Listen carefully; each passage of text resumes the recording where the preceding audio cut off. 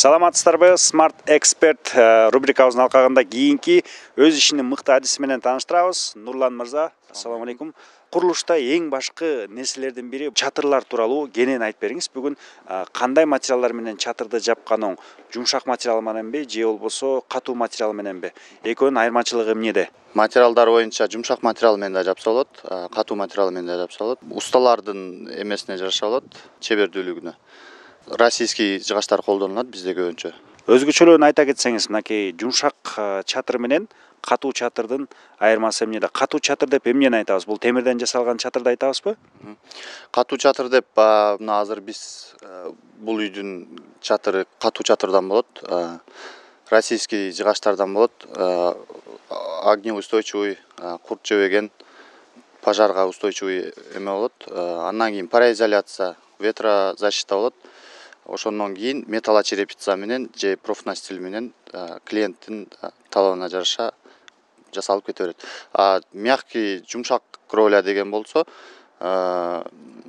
бул башка өлкөлөрдө көп эметилген. Өзгөчө Америка Кошмо Штаттарында? Америка Кошмо Штаттарында көп эметилген, жасашат. Биз да биякта жасайбыз, ал жагынан да жасайбыз.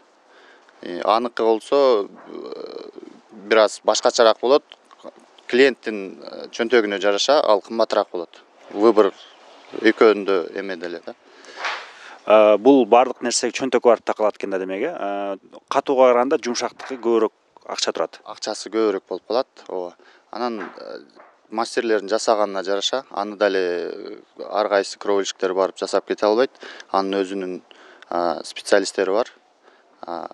Бул кровляны да биздеги балдардын специалисттери бар, өз ишин мыкты аткарган.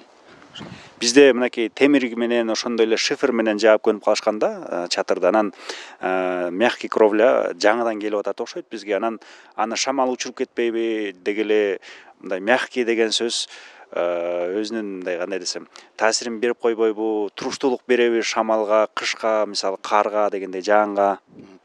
Шамалга туруктуулугу өтө эле сонун. Себеби аны куруп атканда анкерный болтторго каждый 60 сантиметрден бекитип кетишет. Анан мягкий кровляда өзүндө бул чатырга караганда вес аябай эле көп болот. Өзүнүн веси да басат. Анан анкерлер менен жакшы монтировать эткен болсо, Кудай буйрса, өз срогуна толук жетет. Чатыр жабууда кандай курулуш материалдарын колдонгон туура болот сиздин көз карашыңызда? Эң негизгиси баасына карабай сапатына караш керек. Жана эле айтып кеткендей, российский сосна жыгачтарды алыш керек. Качествого караш керек. Ошол. Калган материалдардын баары эле Кудай буйрса бир эле болот. Россиядан келген бардык жакшы колдонулса, баары жакшы болот. Мынакей тажрыйбалуу куруучулар чатыр жабууда колдонулган жумшак курулуш материалдарын, ошол эле мягкий кровляго оңдоп түзөөдөн өткөрө алабы? Деги эле профессионал адамдар же непрофессионалдар деле алмаштыра берсе болобу?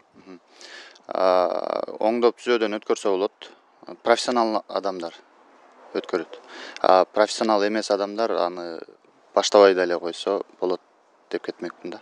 Бузуп алышабы? Бузуп алышат, ооба. Мисалы жанагы темирден жасалса же болбосо тиги шиферда оңой эле алмаштырып коет аны? Ооба.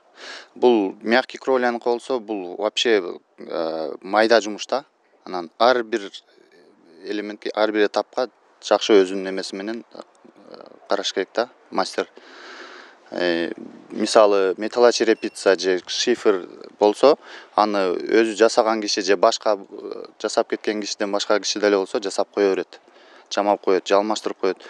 Муну болсо ошо мягкий кровля менен иштеп жүргөн специалисттердин алмаштырганы туура болот да. Абдан жакшы. Эң акыркы ушул мягкий кровлянын дагы өзүнүн терс жактары барбы, деги эле болсо кандай кемчиликтери бар? Терс жактарын мен так айтып бере албайм. Терс жактары жок. Мен билишим боюнча Кыргызстанда, по-моему, номер 1 азыр. Кыргызстанда деле эмес, бүт жакта деле болуп атат азыр. Суроо талап көппү Кыргызстанда? Талап көп, аябай эле көп. Уже мурда эсептелүү эле болчу, азыр уже ошого кирип атабыз десек болот да. Демек бизге да келиптир да бул нерсе? Келип, жетип атат. Жакшы эле тарап атат. Нурлан мырза, эми жыйынтыгында ушул курулуш куруп аткандарды, үй куруп аткандарга, чатырын жаап аткандарга кандай кеңеш берет элеңиз? Менин кеңешим кичине акчадан эметпей, бүт бардык эле заказчиктер, үй салдырып аткан кишилер жакшы үйдө жашайын, жакшы ниет менен салышат үйдү. Бир аз акчадан үнөмдөйм деп эметпей, сапаттуу жесткий кровля боюнча, темир чатыр боюнча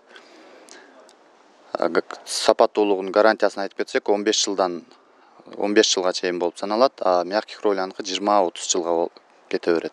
20-30 жылда бир которгон жакшыбы же 15 жылда бир которуп турган жакшыбы? Ошон үчүн менин кеңешим бир аз акчаны үнөмдөй эле жакшы мягкий кровляга келе берсек сонун болмок.